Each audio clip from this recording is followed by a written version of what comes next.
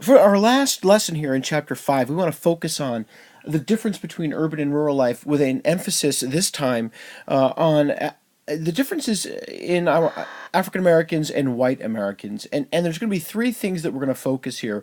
We're going to be looking particularly at whites using racism to pass laws to restrict access to the government, to success, access to equality, and to prevent the rise of black power. We're going to talk about court cases that make something called segregation the law of the land. And we're going to also talk a little bit about how African Americans end up particularly significantly worse off than whites economically, most of them forced to do something called sharecropping, and we'll investigate what that means. In fact, we're actually going to take a look at that first. So here, our focus is not going to be on rural life like it was yesterday with white farmers, but rather today the emphasis is going to be rural life, the situation of African American farmers throughout the majority of America, which primarily is going to be the South.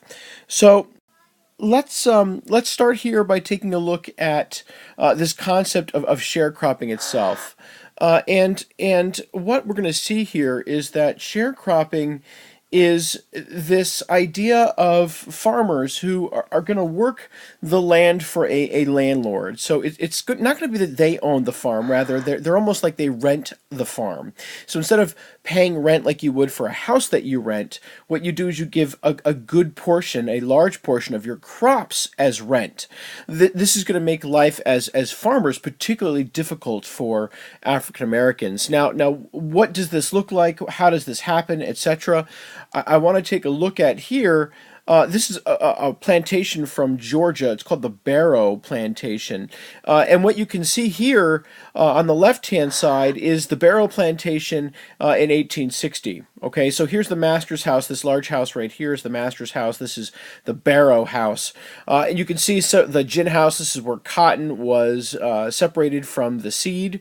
And you can see here different buildings, curing houses, etc., but then slaves' quarters. So all the slaves here living on the Barrow Plantation in this small section, and all of this land then being devoted to the farming and the creation of cotton.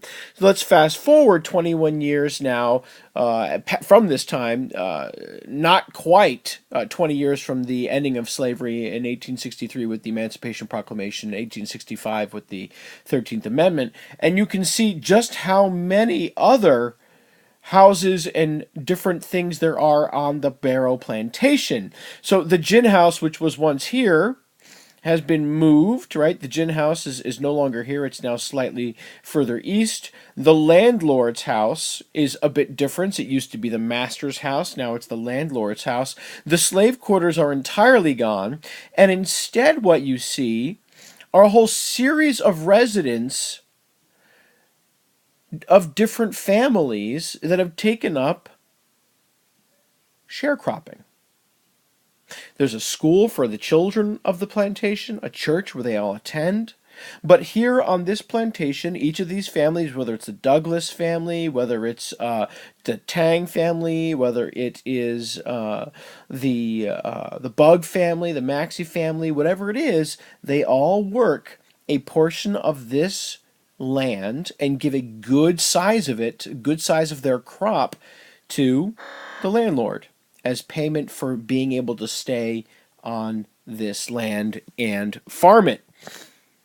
Sharecropping was very difficult work. You can see here a colorized photograph of people who were sharecropping. In this case, what we're actually looking at are sharecroppers from 1941, believe it or not. So, here in this image that I had just put up, right, we're talking 1881. Well, let's fast forward another 60 years, and you're still seeing large numbers of African Americans sharecropping in the South.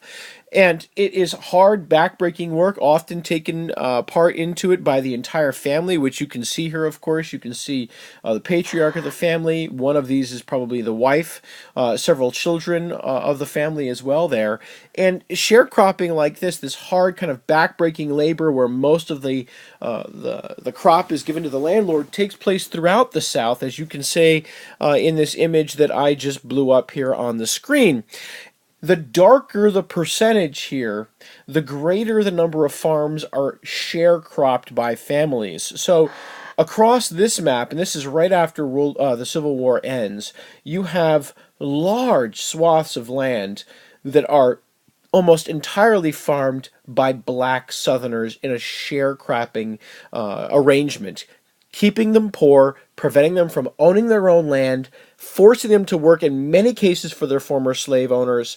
It's a very difficult situation, very hard to get ahead. If you're not able to save up any money, there's no way that you're going to be able to actually secure land for yourself and escape the South. This whole idea of sharecropping keeps African Americans trapped in this region, in this belt of what will become an incredible bastion of racism and what will later term as segregation in America, because they can't get the money they need to move out of the Deep South into the North. I included here as well an image of North Carolina so that you could see just how much this is how much sharecropping is used in a state as late as 1890, another 9 years after the first image of the barrel plantation, where anything that's in particularly dark is 35% and above of farms are of land rather is sharecropped. So much of this land is used to keep African Americans paying white landlords exorbitant amounts of crops as rent, while the landlords themselves don't do any of the work, trapping African Americans on this land. As you can imagine, this becomes a source of serious contention for African American farmers who are impoverished because of sharecropping. Lots of them will join what we had talked about yesterday as the Populist Party in an attempt to create reforms to help farmers. But you should know, and this is going to be a running theme, that in the South, it became incredibly difficult for African Americans to vote because whites would brutalize them and torture them if they came to vote. Here it's only phrased as, quote unquote, making it hard for African Americans to vote. But what you should know is that really includes things as brutal as lynching, public beatings, and hangings for people that would show up who were African American, who wanted to vote for change, who wanted to create a new freedom for themselves, who might have, for example, supported the Populist Party. So it's a serious situation that African Americans find themselves in, and it's really hard to escape, not just because of sharecropping, but because of the way whites rig the system against blacks.